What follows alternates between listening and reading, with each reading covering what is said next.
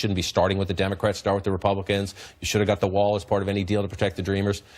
This is a gentleman, Dave Bucket, in Mesa, Arizona. His party doesn't back him, so he might as well go to the competition. There's a lot of swamp on both sides of the fence. I think there's more on the Republican side than people like to think. Sad to say. So people out in America saying, you know what? Get stuff done. Yeah, I mean, this is Trump's base, right? It's this kind of coalition of people that he brought together.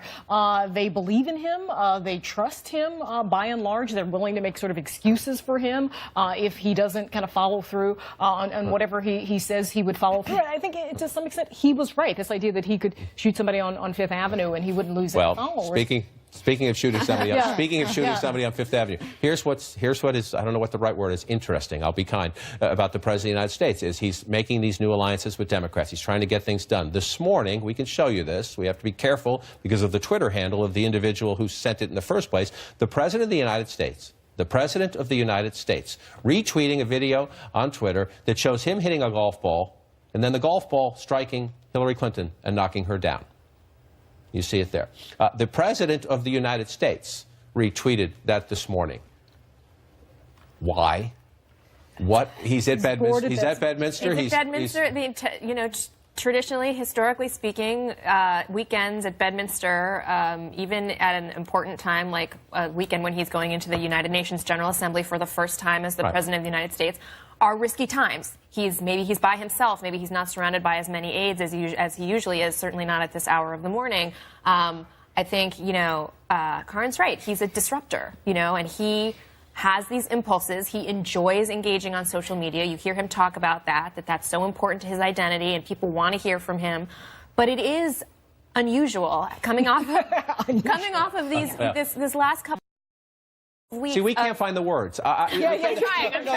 It's interesting because he is the President of the United States. It is insane, kind of. Thank you. And it's just two sides of a very unusual coin. I use the word again. He loves the headlines when he will deal with Democrats, when he's seen as getting things done, when he's seen as, you know, delivering on promises. But then he'll come out on a Saturday morning and sort of blow himself up with these crazy tweets that are not presidential. They don't forward any particular agenda of his. I mean, this wasn't about immigration. It wasn't about any policy thing. It's just something he probably thought was funny. And I think it broke his ego, too. Absolutely. I mean, look at all of the tweet. You know, he tweeted something just now. What is Trump worth to Twitter? One analyst estimates $2 billion. He retweeted that. He retweeted something about him donating $1 million to Harvey. He retweeted something about him, you know, winning in a landslide in 2020. So, I mean, he seems to have a bruised ego this morning. Again, let's show that one again because you're trying. 2021 you've decided your path for the moment, whether it's a day or a week or a month, we'll find out, is to make deals with Nancy Pelosi and Chuck Schumer. We're going to get to a Democratic conversation in a moment, but the President of the United States retweeting this map, essentially, I assume this is about Bernie Sanders, single-payer health care. Keep going. Keep it up, libs.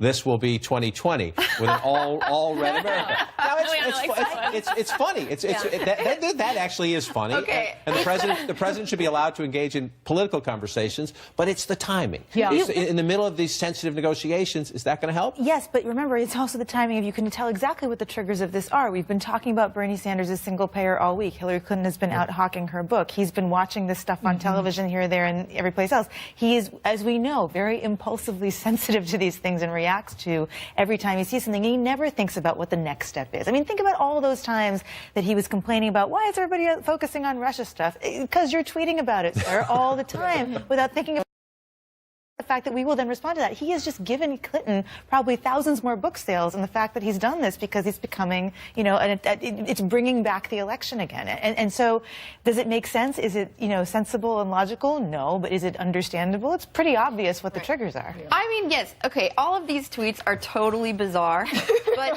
but I really do think that they are the reason why people responded to Trump the way they did, because he is unfiltered, he is not prepackaged the way all these other politicians are. He is not phony in the way that people believed that Ted Cruz and Marco Rubio and all the other Republican primary candidates were. He is completely authentic and unfiltered, and he's actually funny sometimes. I think you're absolutely right, and it's the reason he's President of the United States, because he He makes this town uncomfortable. Hillary A lot of Clinton voters would out there never want be that. tweeting He's those sorts of emotional.